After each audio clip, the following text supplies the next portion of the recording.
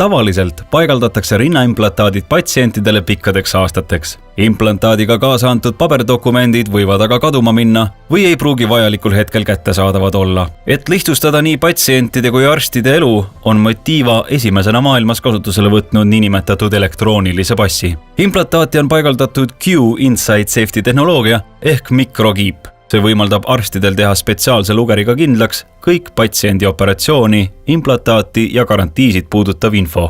Kõigile Motiva implantaatidele laieneb garantii. Kui implantaat puruneb või tekib kapslireaktsioon bakteriskaalal 3. või 4. astmes, annab tootja garantii raames tasuta uue implantaadi. Ainsa implantaatide tootjana maailmas pakub Motiva patsientidele ka laiendatud garantiiprogrammi võimalust, kattes vajadusel kordusoperatsiooni kulud. Garantii aktiveerimiseks tuleb implantaadid registreerida 90 päeva jooksul pärast operatsiooni. Täpsemalt saab garantiide ja registreerimise kohta informatsiooni kodulehelt www.rinnaimplantaadid.ee või oma kliinikust.